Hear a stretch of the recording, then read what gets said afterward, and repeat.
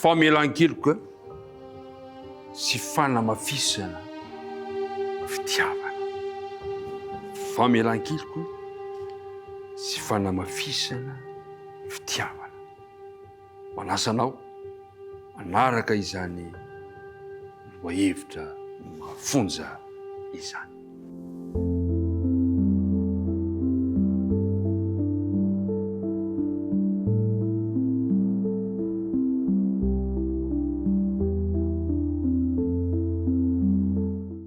Miarabantsika rehetrarehetra indray ry mpiara-midinika namana.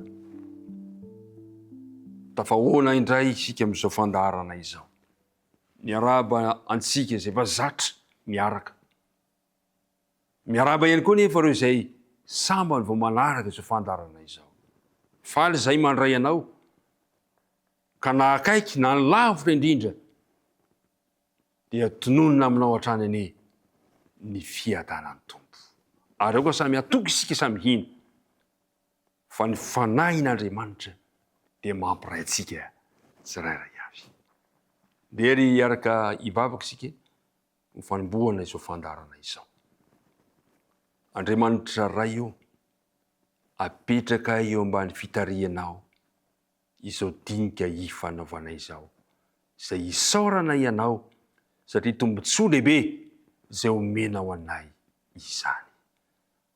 Esoriny tsy fahatanterahana rehetra, koseho izany, ary aoka kosa ny fanahy ny fahazavana, ny falena masina no ampitoerinao atemponay, ka tonga ny teninao isy aina ho an'ny tsirairay avy. Tinoninay ny vavaka amin'ny anaran'i Jesosy. Amen. Andeny andininy natao tadina indray no anombohantsika ny fiarahana.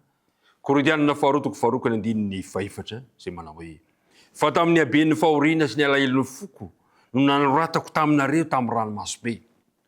Tsy nampahalelovana anareo fa mba hafantaranareo ny fitiavana izay itiavako anareo indrindra. Mpiara-midinika namana, rehefa niverina avy tany Efesosy sy Paoly dia nanoratra taratasy ho an'ireo membre tany Korinto fa tsy namangy azy. Tamin'izany moa mbola mandeha ny fifanolorana taratasy. Fa amin'izao moa fa miova ny toe-javatra rehetrarehetra. Mba afaka manoratra amin'ny alalan'ny telefony ianao, afaka mandefa hafatra. Azo atao zany. Ilaina zany ny fifandraisana. Zany no nataon'ny Paoly. Nanoratra izy. Ary nisy oran'Andriamanitra. Nisy vokany izany toe-javatra izany. Ary nisy fihetseham-po lalina tao amin'ny apôstôly izany, apôstôly Paoly izany. Zao no nambaran'ny Paoly eo amin'ny Korintianina faharotoko fahafito ka ny andininy fahadimy fakitsika voalohany. Fa na dia efa tonga tany Makedonia aza izahay dia tsy nisy iainany nofinay fa nampahoriana tamin'ny zavatra rehetra. Teo ivelany nisy ady, tao anatiny nisy tahotra. Fa Andriamanitra izay efa nampionana sy nandefitra no efa nampionanay tamin'ny nahatongavany Titosy. I Titosy mantsy no nampita n'ilay tatitra. Arina no tatitra nambarana Timoty, andininy fahavalo. Fa na dia nampalahelo anareo tamin'ny epistily aza aho, somary entitra mantsy l'epistily, dia tsy manenina intsony, na dia efa nanenina ihany aza teo.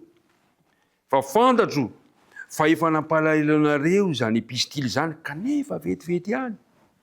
Fa mifaly aho ankehitriny, nefa no tsy nampahalelovana anareo. Hitantsika tsara zany fa nahita fifaliana ny apôstôly Paoly satria nitondra vokatsoa ny taratasy izay nalefany Paoly. Ka dia nitondra fifaliana ho azy izany.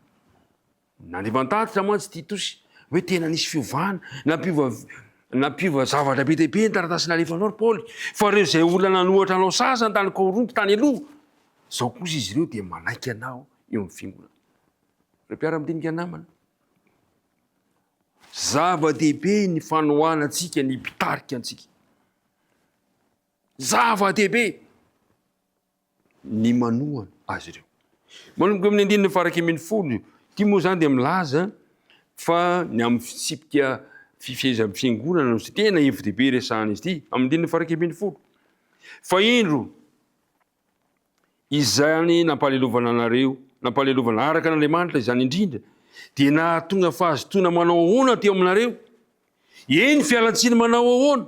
Fahatezerana manao ahoana? Fatahorana manao ahoana? Faniriana manao ahoana? Zotom-po manao ahoana?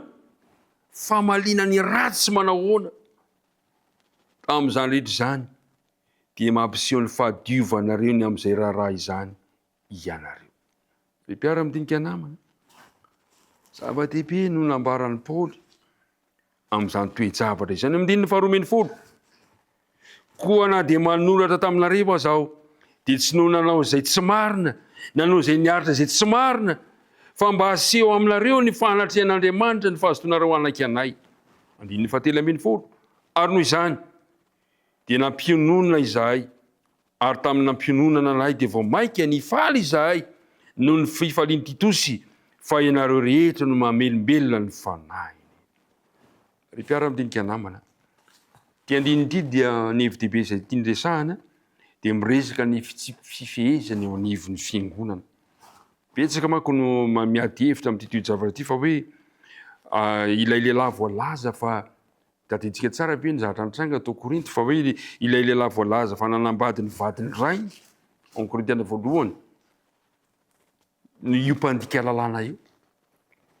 Dia io olona io no lazaina fa io no nitaona ny olona tao am-piangonana hiapangan'i Paoly, hitsikeran'i Paoly tamin'ny tsy namanginy, toy ny hoe tsy ny raharaha tamin'ny famanginan'ny fiangonana ka nanovany ny drafitra izay nataony.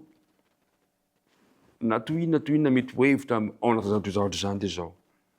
Ny zava-dehibe eto dia mikasika ny tokony handraisan'ny fiangonana ny olona anankiray izay nanao fahotana. Izay ny zava-dehibe. Ny zava-dehibe eto zany dia ny fandraisana an'ilay olona izay nanao fahadisoana anivon'ny fiangonana. Ny fitsipika amin'ny fiangonana zany dia tsy maintsy ampiarina. Fa saingy izao ampiarina zany mba hatsapan'ny famelan-keloka sy fanamafisana indray ny fitiavana. Zao ny voalaza amin'ny Korintiana faharoa, toko faharoa ka ny andininy fahaenina sy ny andininy fahavalo. Toko faharoa ka ny andininy fahaenina sy ny andininy fahavalo. Ampy ho amin'izany olona izany ny fampijaliana nataony maro. Ka dia aleo mamela heloka sy mampifaly azy kosa ianareo, fa andao resy ny fitombon'ny alahelon'izany olona izany. Koa mananotranareo aho mba hikenareo ho raisina tsara amin'ny fitiavana izy. Ary mpiara midinika ny namana, mahafinaritra ny fomba anehoan'i Paoly ny fifankatiavana, fanamafisana ny fifankatiavana sy ny famelan-keloka amin'ny andininy fahafolo. Hoy izy Paoly, fa izay avelanareo heloka dia mba havela kokoa. Ary izao anefa, raha nisy heloka navelako, dia noho ny aminareo no namelako azy teo mason'i Kristy. Zava-dehibe zany izy ity satria mampianatra antsika zany fa ny tanjon'ny fitsipika ny fifehezana amin'ny fiangonana dia tadio tsara tsy fanariana olona, fa famerenana amin'ny laoniny amin'ny lalana famelan-keloka sy fanamafisana indray ilay mpanota, fitiavana n'ilay mpanota. Ilaina zay. Mety mampahory, mety mavesatra ny fampiarana ny fitsipika eo amin'ny fiangonana, fa ny tanjona avetsika ny mandeha famelan-keloka sy fanamafisana indray ny fitiavana amin'ilay mpanota. Indraindray tokoa mantsy mety misy ane mampiatra fitsipika fa tena masika loatra, enjana loatra, tsy mamela heloka e.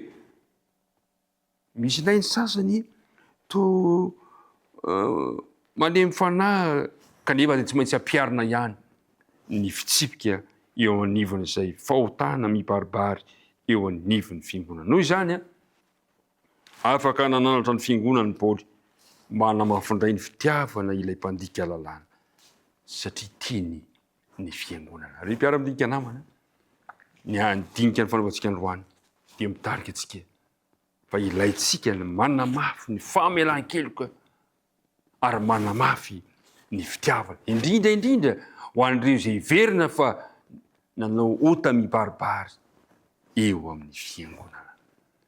Dia ombanao Andriamanitra nome antsika ny fahendrena mba ahafahantsika manatanteraka ahoana no fomanatanteram-piaran'izany eo amin'ny fiainantsika. Tena zava-dehibe zany androany dia ny hoe famelan-keloka sy ny amin'ny hoe fanamafisana ny fitiavana.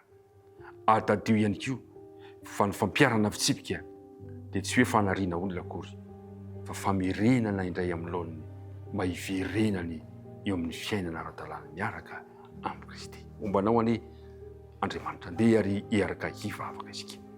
Andriamanitra ray be fitiavanao, misaotranao izahay nohony amin'izany tari-dalana izany.